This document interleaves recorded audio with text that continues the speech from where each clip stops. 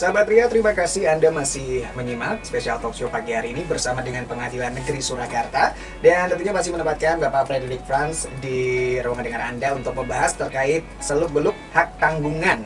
Pak Franz, kita masih punya banyak pembahasan ya pagi hari ini terkait hak tanggungan, dan sahabat Ria pun pagi ini juga bisa ikut bergabung. Silahkan Anda bisa berinteraksi di 081329088099. Sebelumnya kan tadi sudah kita bahas tentang latar belakang nih Pak ya, terus juga pengertian dari hak tanggungan ya, kemudian ada istilah VHP, SKMT. Nah sekarang kita masuk ke pertanyaan berikutnya, yaitu tentang pemberi hak tanggungan. Sebenarnya yang dimaksud atau siapa sih yang bisa menjadi pemberi hak tanggungan ini, Pak Franz? Boleh dijelaskan, silakan. Baik, jadi ketika kita berbicara tentang hak tanggungan ini, sebagaimana yang diatur dalam undang-undang tersebut, tentunya tidak terlepas dari ada dua pihak, yaitu pihak yang berperan sebagai pemberi hak tanggungan. Pemberi hak tanggungan, ya, yang disebut dengan pemberi hak tanggungan adalah orang perorangan atau badan hukum yang punya kewenangan, yang mempunyai kewenangan untuk melakukan perbuatan hukum, terhadap objek hak tanggungan.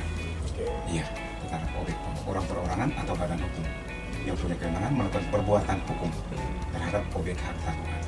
Nah, yang disebut dengan pemegang hak tanggungan itu juga adalah orang perorangan atau badan hukum yang berkedudukan sebagai pihak yang berpiutang. Ya, sebagai pihak yang berpiutang. Artinya orang yang mempunyai hutang pada seseorang tertentu. Kepada pemberi hak tanggungan tadi. Iya. Oke, jadi ada dua pihak di sini, pemberi hak tanggungan dan juga pemegang hak tanggungan. Itu dulu ya sahabat Ria. Jadi sebagai masyarakat awam kita juga harus tahu terkait dua pihak itu tadi ya. Jadi pemberi hak tanggungan dan juga pemegang hak tanggungan. Kemudian juga ada istilah perjanjian jaminan atau hak tanggungan ini bersifat aksesorir. Ini yang dimaksud bersifat aksesorir itu yang seperti apa sih Pak Franz?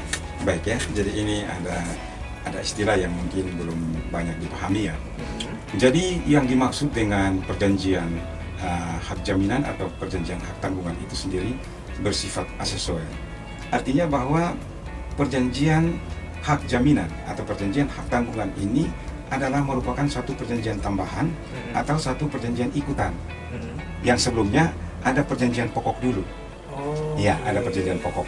Nah, perjanjian pokok yang dimaksudkan di sini adalah perjanjian pinjam meminjam atau perjanjian utang piutang, yang mungkin masyarakat lebih banyak kenal dengan perjanjian kredit. Perjanjian kredit. Lebih akrabnya kayak gitu nyebutnya ya. Perjanjian kredit. Jadi ketika saya membutuhkan dana yang cukup besar dan saya harus mengajukan permohonan kredit kepada suatu lembaga keuangan tertentu, maka tentunya lembaga keuangan ini akan meminta apa jaminan yang akan saya berikan sebagai memberikan kepastian dan keamanan bagi pihak kreditur, sebagai pihak yang berpiutang ya. Nah, ketika saya katakanlah permohonan saya untuk memperoleh kredit itu disetujui oleh kreditur, kemudian saya menyatakan bahwa sebagai jaminan kredit saya, inilah saya akan memberikan jaminan hak berupa hak tanggungan. Nah, yang dimaksudkan dengan hak tanggungan ini tentunya kita tidak terlepas dari yang namanya objek hak tanggungan itu kayak apa sih? Nah, objek hak tanggungan yang dapat dibebani dengan hak tanggungannya itu antara lain berupa hak milik, hak guna usaha, dan hak guna bangunan. Ya, yang dalam perkembangannya juga dapat dilakukan dengan hak pakai atas tanah negara, tapi itu pun masih sifatnya masih terbatas, sepanjang hak pakai atas tanah negara itu yang menurut sifatnya dapat dipindah tangankan. Jadi untuk sementara itu objek hak tanggungan yang lebih dikenal dalam praktek sehari-hari itu adalah hak milik, hak guna usaha, dan hak guna bangunan. Nah, Pak Franz, ini sebenarnya seberapa penting sih adanya perjanjian jaminan atau hak tanggungan ini untuk mungkin katakanlah dalam permasalahan utang begitu ya, sehingga masyarakat juga harus paham dan tahu terkait aturan-aturan yang ada begitu. Atau di Solo sendiri sekarang kalau kita bicara masalah hak tanggungan, ada banyak nggak sih kasus-kasus yang berhubungan dengan hak tanggungan itu sendiri? Jadi kalau pada umumnya kalau untuk khusus di Surakarta di Solo ya, memang itu sudah banyak. Itu biasanya para pelaku usaha ya, para pelaku usaha yang membutuhkan dana yang cukup besar, kemudian memperoleh kredit dari perbankan misalnya, terus kemudian memberikan jaminan dalam bentuk hak jaminan yang dibebankan pada hak atas tanah. Misalnya lebih banyak itu tentang tanah-tanah hak milik, tanah-tanah hak milik yang dibebani dengan hak tanggungan sebagai jaminan pelunasan kreditnya. Iya. Jadi salah satu aspek yang sifatnya spesifik dari hak tanggungan ini, hak tanggungan ini adalah bahwa di dalam hak tanggungan itu sudah diperjanjikan. Maksud saya akte pemberian hak tanggungan itu kedua belah pihak itu sudah sepakat.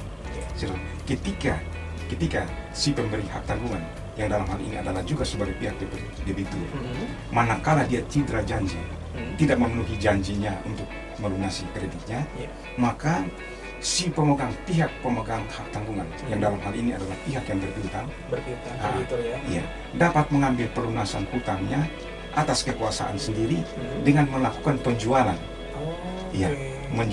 Melakukan penjualan lewat pelelangan secara umum berdasarkan peraturan perundangan yang berlaku untuk memperoleh pelunasan hutangnya. Jadi itu salah satu sifat yang spesifik ya dari undang-undang ini. Jadi di sini kreditur itu diberikan kekuasaan manakala ternyata hutangnya tidak dikembalikan, tidak dibayarkan sesuai dengan tempo atau perjanjian sebelumnya gitu ya, Pak Frans ya. Oke, ternyata kita jadi lebih tahu lagi nih ya terkait hak tanggungan dan juga perjanjian jaminan tadi. Nah, kalau bicara masalah akidah hukum nih, ada pertanyaan juga yang menanyakan terkait apa sih akidah hukum dari sifat aksesorial dari hak tanggungan? Mungkin bisa dibantu jelaskan ini untuk Pak Frans? Iya. Jadi karena hak tanggungan ini sifatnya aksesori ya, sifatnya hanya ikutannya atau perjanjian tambahan dari adanya suatu perjanjian pokok, sehingga keberadaan hak tanggungan ini atau hak jaminan ini itu bergantung pada perjanjian pokoknya. Artinya begini, dengan sederhana, ketika perjanjian pokok itu katakanlah dalam bentuk hutang piutang itu sudah lunas, maka dengan sendirinya secara otomatis demi hukum hak tanggungan ini pun hapus. Dengan sendirinya hak tanggungannya pun berakhir. Jadi itulah kedudukan aksesorinya itu di situ. Jadi dia bergantung pada perjanjian pokoknya. Perjanjian pokok selesai ya sudah, dia demi hukumnya selesai juga. Jadi mengikuti ya Pak? Iya. Dan juga salah satu sifat dari hak tanggungan ini ya dengan hak jaminan ini adalah bahwa objek yang dijadikan hak tanggungan ini itu mau beralih kepada siapapun, berada di tangan siapapun, hak tanggungan ini tetap mengikuti. Begitu. Jadi dia tetap melekat sepanjang perjanjian pokoknya belum selesai. Belum diselesaikan. Ya. Gitu ya. Oke, baik. Semakin banyak ya ilmu dan juga mungkin pengetahuan kita terkait hak tanggungan. Tapi tenang saja sabar ya, masih ada beberapa poin yang nanti akan saya tanyakan nih kepada Pengadilan Negeri Surakarta, kepada Pak Frans ya di segmen berikutnya. Tapi karena kita harus break sejenak ya Pak Frans untuk menunggu juga menantikan mungkin sahabat ya ingin bertanya, boleh langsung saja Anda layangkan pertanyaan Anda di 081 329 088 099. Tapi kalau kita lihat dari penjelasan dari Pak Frans udah cukup jelas banget ya. Jadi mungkin sahabatnya juga udah pada paham nih ya dengan penjelasan beliau. Tapi tenang saja, masih ada beberapa poin yang akan kita bahas lagi di segmen berikutnya, masih dalam tema seluk-beluk hak tanggungan. Tetap bersama kami sahabatnya dalam bincang spesial talk show bersama Pengadilan Negeri Surakarta.